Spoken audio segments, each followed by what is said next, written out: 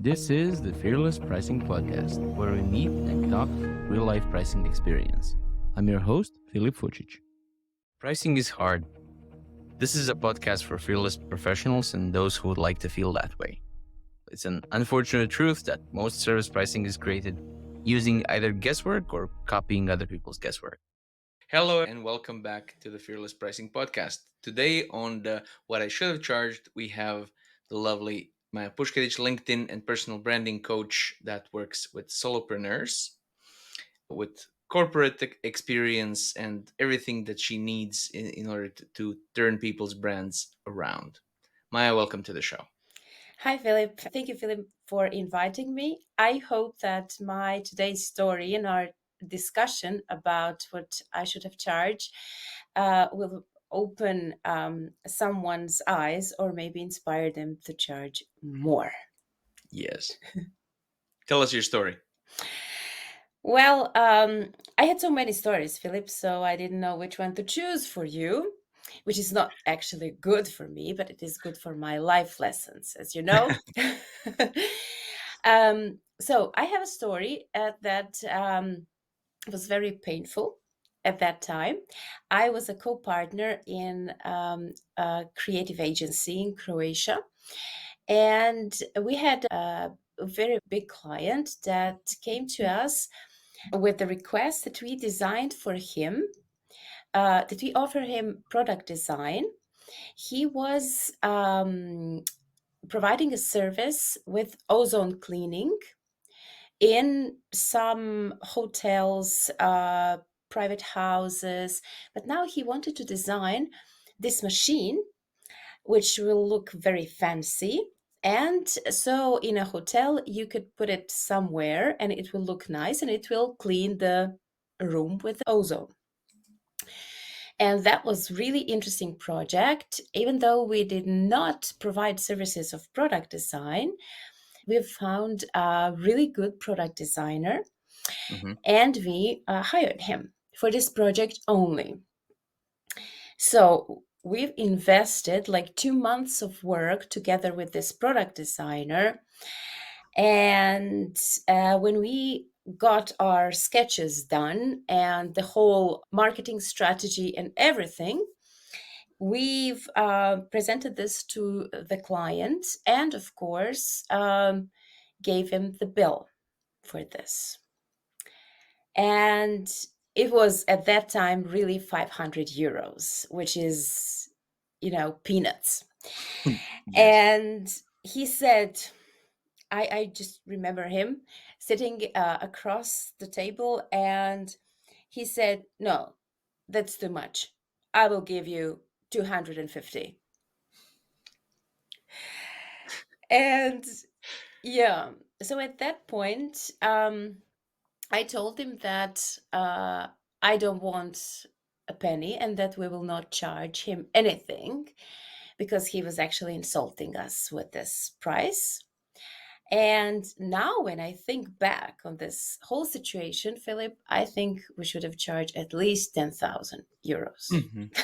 I mean, for 2 months of Yeah. anything, 500 euros is probably not enough if we're talking about anything qualified No. or anything at all. No.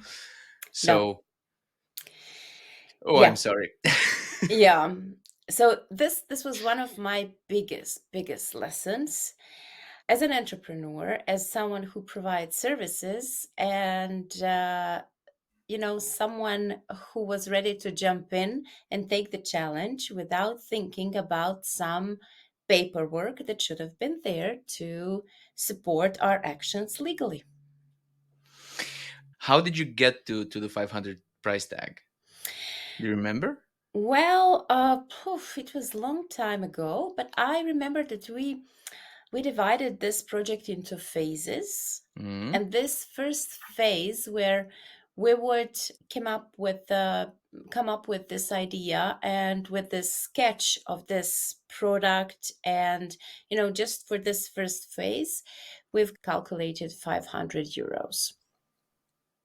Because the larger point is relevant here, not, well, you did it wrong, obviously, and I did worse.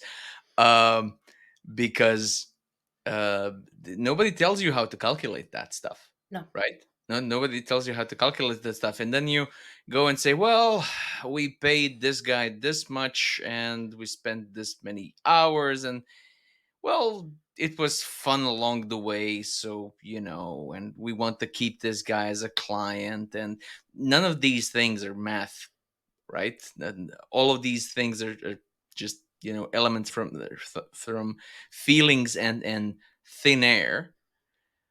The same solution would be a much worse or a much better solution depending on the client.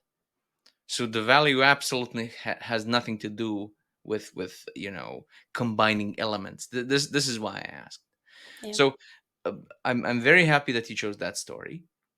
I've now heard a bunch of them, and this is one of the rare ones where you ended up not getting any money at all, and I understand why. And that was insulting, and that was the intention. I mean, the intention was to get you on the low side in order to negotiate. I mean, it's a typical move to go 50% off and then tussle and haggle, and that's such a typical power move. And it's Yeah. horrible. But the larger point is of this whole show for people to not feel alone in their pricing mistakes. No. Um, you know, in this, actually, at the end, he was feeling insulted because we didn't want to take his money. Hmm. And he thinks it's worth 250 and we should take this money. And Hmm. it was insulting to us. Um, so, it's just, this is also a certain type of client. Oh yes. And he was in this typical power pose, where he took out the whole table with his frame and everything.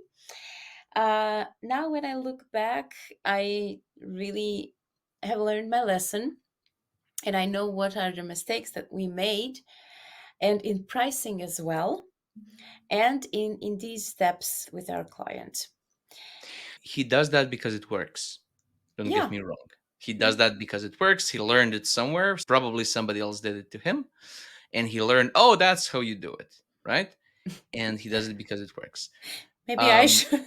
Maybe I no, should do the same it, thing. uh, Just uh, w- joking. I know you are. I mean, it's not a nice human thing to do, but it works. However, where he is, I think, wrong is that this also works on expertise based services. This works on commoditized services because then your costs, which is pretty plain. So how much water did you spend for washing his car, and what perfume did you use, and how much, right? You know that, and you know exactly how much an hour did you have to pay the people to wash that car, and you're not going to go below that. Hmm. When you have expertise based service, it's not about the cost. The cost is you spending years in order to get to a place where it's so easy for you to do the things that are easy for you, right? And they're not worth less because they're easy, because in order for them to get that easy, you would have had to do them very much. So unfortunately, especially in design and the other creative things which are fun for people to work on, these are very vulnerable to these kinds of tactics. But the logic is wrong, and it won't work, and it will backfire like this. And I mean, him getting insulted about you not wanting to take his money, it's just insult Olympics, right? So the correct response to "I'm insulted because you don't want to take my money" is no, "I'm insulted because you're insulted." Now you can go along and be insulted because I'm insulted because you're insulted. We can do this all day, or we can do something productive, Yeah. right? That's another power move. I'm insulted because you don't want to take my money. That's just a tactic. That has nothing to do with insults or feelings. That has to do with, now you're on the defensive because you just insulted the client. Haha, your Yeah. move, right? It's just Yeah. people get so predictable when they're negotiating, especially when one thing always works.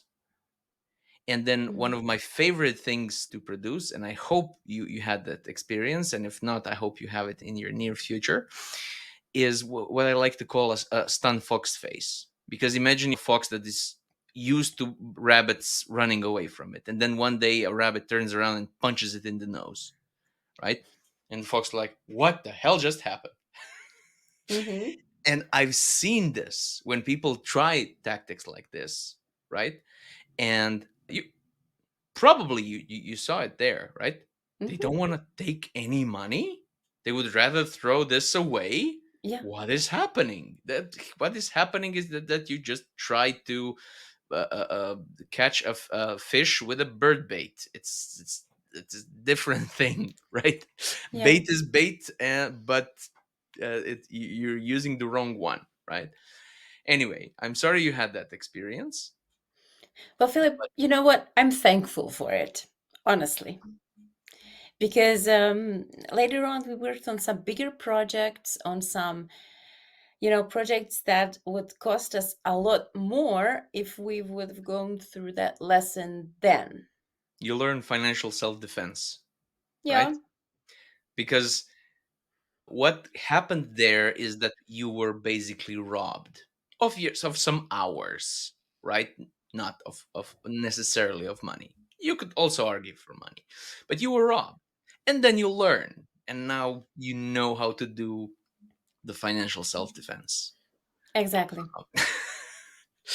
What do you do differently these days that in your pricing that helps you feel in control of your whole sales system or your pricing system? Well, honestly, I don't make a move until I see the money on my account. Ah, So it is advance payment. And if we agree, if this is something long term, if we can split this into phases, then we agree also on the payment terms. And so this is one thing. If a client, for example, says, I really want to work with you, but I cannot start until September. For example, if you want me to hold a place for you in September, then you also pay an advance payment in some percentage of the whole package service. When I negotiate with clients, that we agree upon already in start, and yeah, this is something I've learned through not only with this client that I've told you about, mhm. but with some other clients as well, where you learn the lesson the hard way.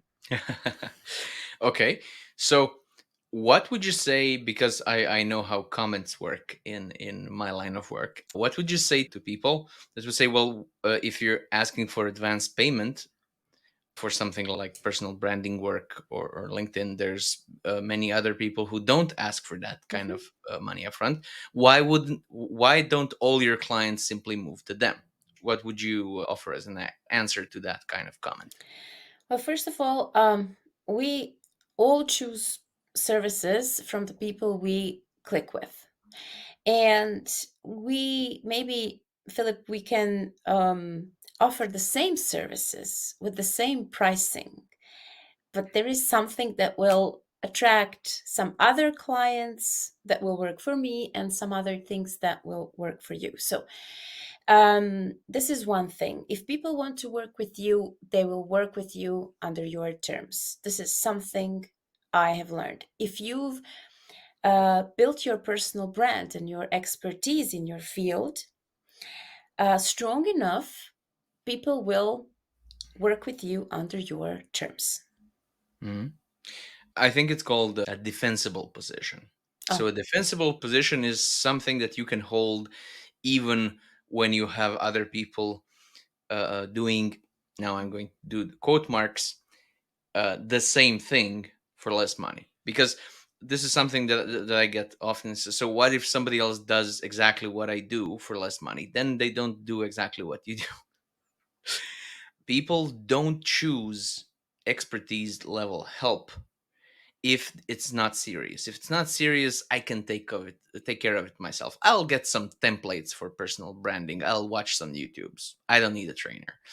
By the time that I think that I need a trainer, by the time that I know that I need a trainer, I'm very much over all of the do it yourself, just read this free PDF and everything will be answered. And I know that I need to work with somebody serious. And if that somebody serious has a price that is not serious, then they're not serious, even if everything else looks exactly the same. And clients don't have magical glasses to see that this person is exactly the same as Maja, which they're not. But even if they were, the clients couldn't see it. Hmm. So if somebody cloned you and put the same services at 50% the price, that would not be the same service in the eyes of the client because they can't tell, right? Yeah, and definitely. And you know what, Philip? I just remembered my other project that happened more recently, where I thought it was a subscription model, and I offered a monthly subscription at 10 euros per month, and but I gave a lot of value. Hmm. And this subscription was for women to empower them, to provide them with great insights, with great Hmm. workshops and online webinars and stuff like that, but for the small amount, because I wanted them to feel great. And even with this 10 euros, so they feel like they've done something for themselves. But you know what?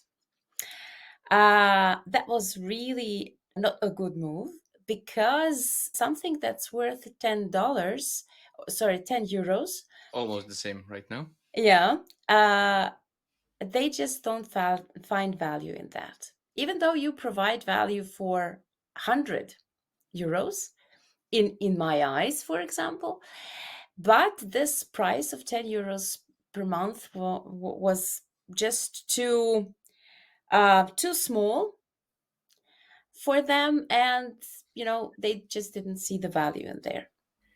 People get proud over the idea that um, we're the best, but we're the cheapest. Yeah. Uh, Look, anybody who has had any experience on the internet knows that things which seem too good to be true usually are. As a rule, they are. So being proud at presenting something as too good to be true is kind of missing the point, right? Exactly. Hmm. Because again, clients can't really tell the value. You can tell the value, the full value. They can see a part of it, but a small part of it. And if you also charge for a very small part of it, then they say, "Oh, well, I guess they know." Hmm. Right? If I was offering something that was worth 100, I would charge the 100. So if I was offering something that is worth, I'm again doing quotation marks, 100, but actually 10, I would charge for it at 10. And this is very hard to escape. And I think doing the personal branding, it has to be congruent with your whole thing. So if your presentation is nice and elegant and professional and sleek, and the price is like um, akin to a student doing something, which is fine, but you expect a student skill level, not a professional one, then something is off. And Yeah, people probably won't stay long enough to see, oh, no, no, she's being generous here, right? exactly. And There's this ways. gap. Yes, there are ways in which you can communicate this, but sometimes it's simply not needed No. because if people care about this, then they're happy to prioritize the money. If they don't care about this, there's nothing you can do about it. Exactly. Right. Exactly. What is the biggest move in like percentage wise that you made with your price? Can you say that? So, Yes. okay. Yeah. The biggest move was, just let me see. More recently, it was 100%. But I remember when we were in agency, when I was a partner in agency, um, the move was, I think, 500%. In both cases, I'm curious what happened. Have you lost all of the clients immediately? No, Okay. no.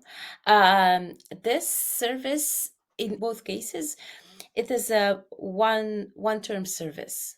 It's not something that repeats or where you have old and new clients. Yep. So that made things easier, because with each client you can just higher your price.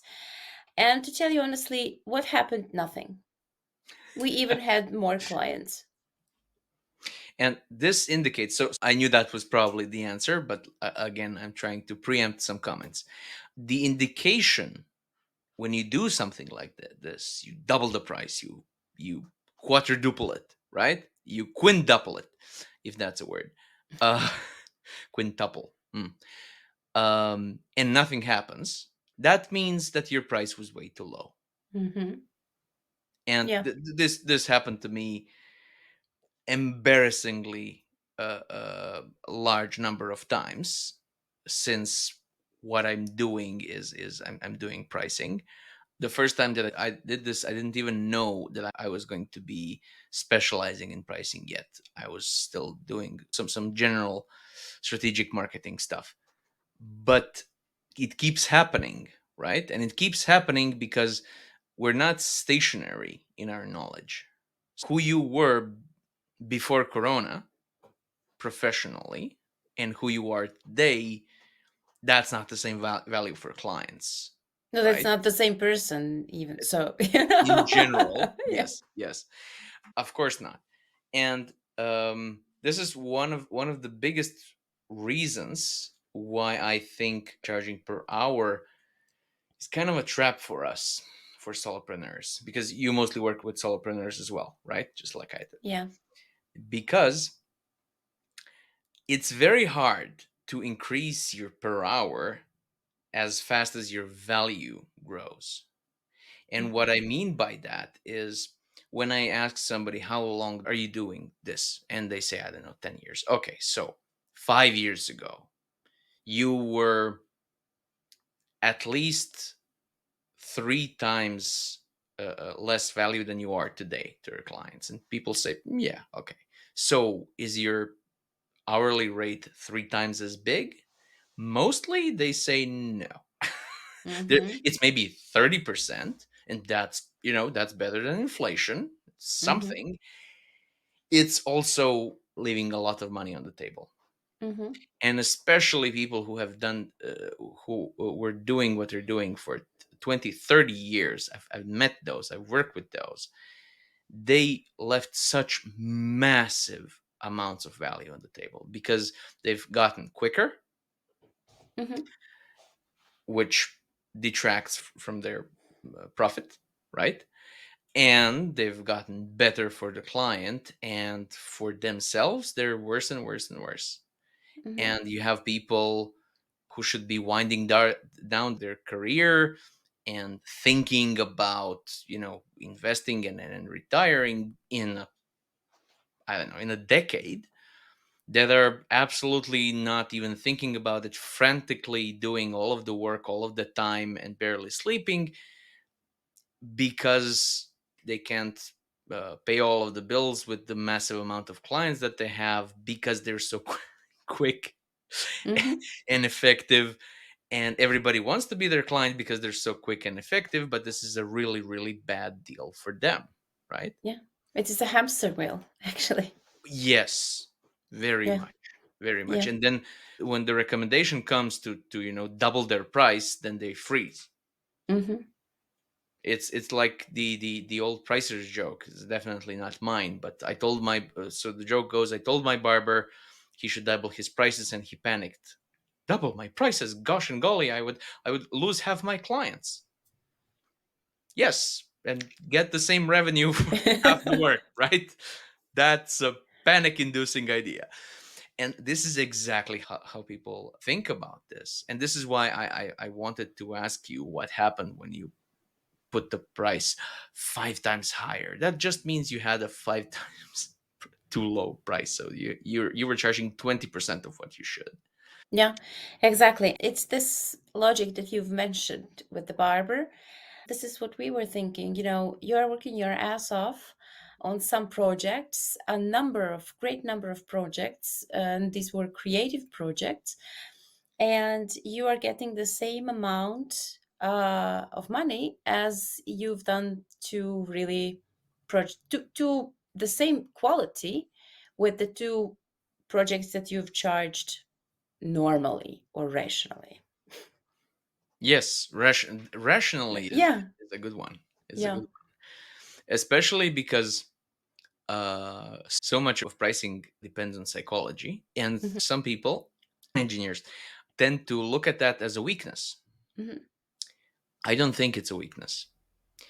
I think it's a strength, because you can actually encapsulate some value when you take into consideration everything that the buyer takes into consideration.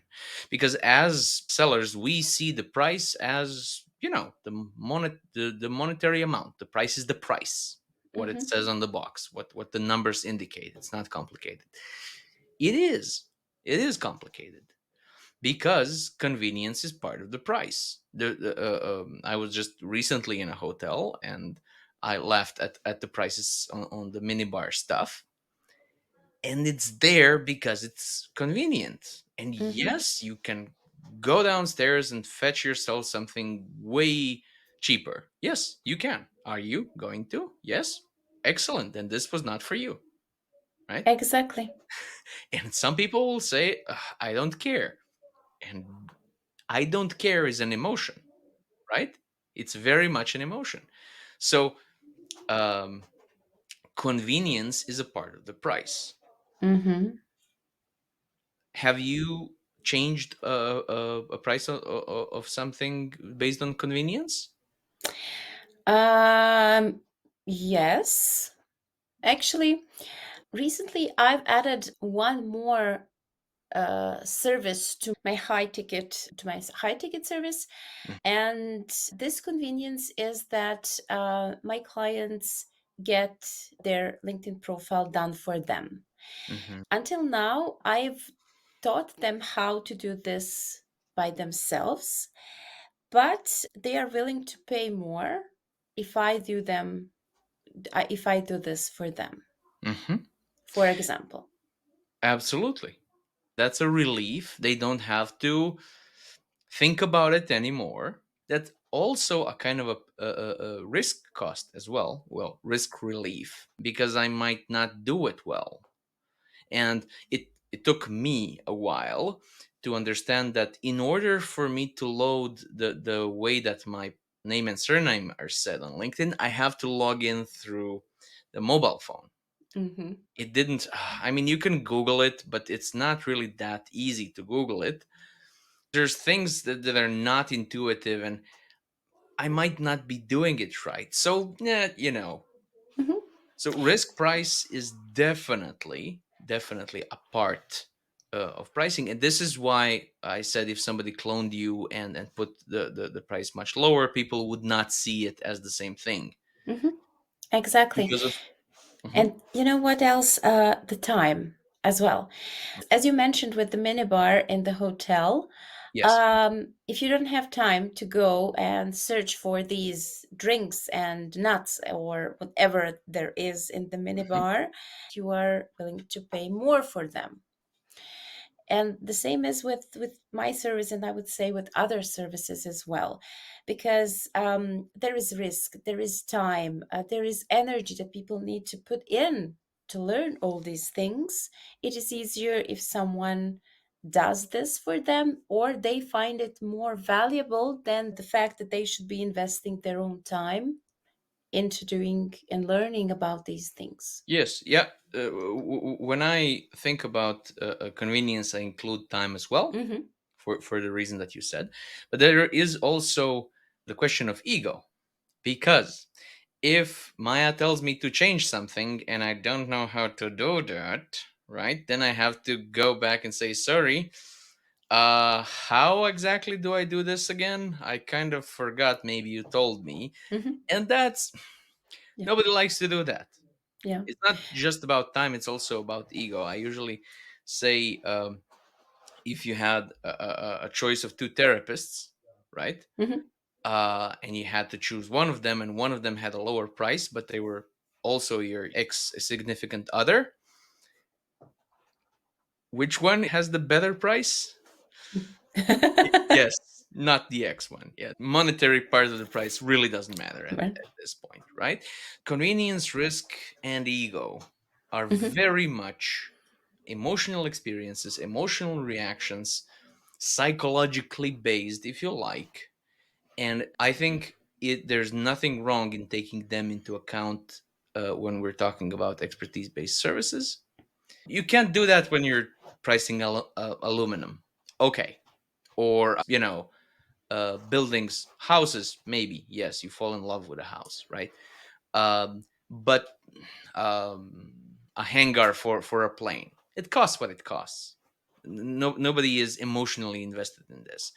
This is absolutely not the case when you're choosing somebody that you trust, as you Hmm. said, Maya, or anything like this. So it's simply very personal, and the price is going to be very personal as well. And there's nothing wrong with that. Philip, also, we are all like this. If something is important to us, if this is our priority, there is no high price. Oh, yeah. Something having a high price and being expensive is not the same thing, No. as a client of mine would say. And I appreciate that perspective very much. I think it was Alan Weiss who said money and time are in a business are mainly priorities, not resources. They're always there. Depends on what they're going to be spent on. When somebody says, "I don't have time to work on my personal brand," that's fine. That means that you have time for something else, and that right now you are prioritizing that. Legit. Exactly. Can you tell me,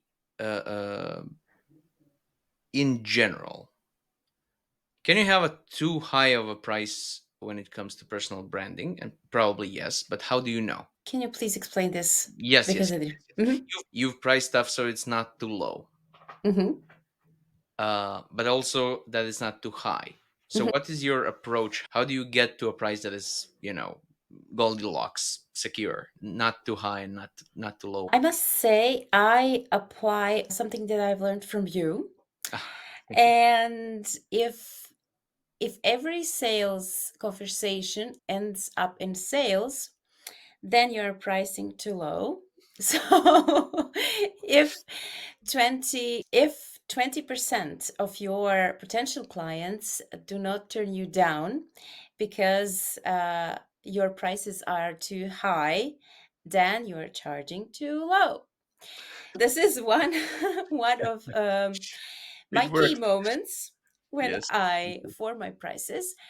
And also, I must say, I do not look for my competition or my worthy rivals because I really don't care how much they charge. But I have a calculation of my price per hour. Even though I do not charge per hour, I have the price of my hour, let's say. And Sorry, I my just form. just just to clarify, Mhm. bec- uh, um, you have your internal idea of how much you want to make an hour. That Exactly. doesn't mean that shows up on a bill. No. Exactly. Yeah, this is also something that I've learned from you. Aha. If you haven't done pricing with Philip, then you should, because as you can see, he has helped me a lot with this. So Okay. I've calculated this desired amount that I would like to earn per hour. And this is the Mhm. base of my pricing, actually. I always calculate how much time I need for this certain service or event, and then I wrap it around my price per hour. And yeah, this is how I actually form my prices. And you're happy with them. Yes, I am, because I am aware of this amount of money that I want to earn per hour. And then I feel, this is the amount that I want to earn, and this is the amount I am charging. Of course, internally, this is I'm the only person that knows that. But when I form my price around that, and when we come up with the final price, I'm happy.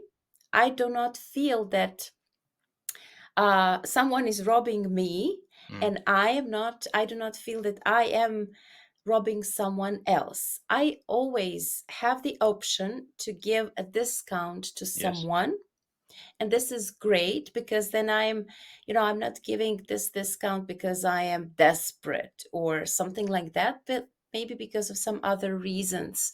But there is always this flexibility, and I always know where I am and where do I stand with my dream hour. Thank you for all of that. I know I'm done with somebody when they can say I'm happy with my prices, because that's not something that you often hear in the wild. And there's very little guidance on this, and I think that's tragic. And whoever is listening to this program, I wish you are happy with your prices now, and if you're not, I wish you get there soon. Maya, where can people find you? Philip, on LinkedIn, of course. Duh. Duh. I So have to. yeah, yeah. Please feel free and reach out on LinkedIn if you're listening to this podcast with Philip. Please reach out and let's connect on LinkedIn. Even though you maybe do not need the services for LinkedIn, I'm always happy to connect with great people. And I know that people around Philip are definitely great people. So there is Thank also you. one thing I wanted to say that I think it is very important in terms of pricing. At least it was for me. Hmm. If it doesn't come from within, then you can say whatever you want, people will feel that. Hmm. I tried to say 5,000 euros, even though I didn't feel that I am worth that much, my service. And of course, I said it, well, it's it's 5,000 euros. So today, confidently, I can say, yeah, it's 5,000 euros. But then I couldn't say it. And Hmm. I believe, until you reach that point when you can confidently say your price, only then you will be able to sell actually your services under this price. Absolutely, I agree with that. I've heard people say price like this is going to be seven, maybe six. Five is also okay. Yeah, you're not going to get one, right? that's that's not how it works. Uh, Maya, I'll share the rest of your links in the show notes. Thank you very much for coming on and sharing the stories and the examples and being direct and honest with us. Always. And people will see each other on our next rendition of What I Should Have Charged. Bye bye. Bye.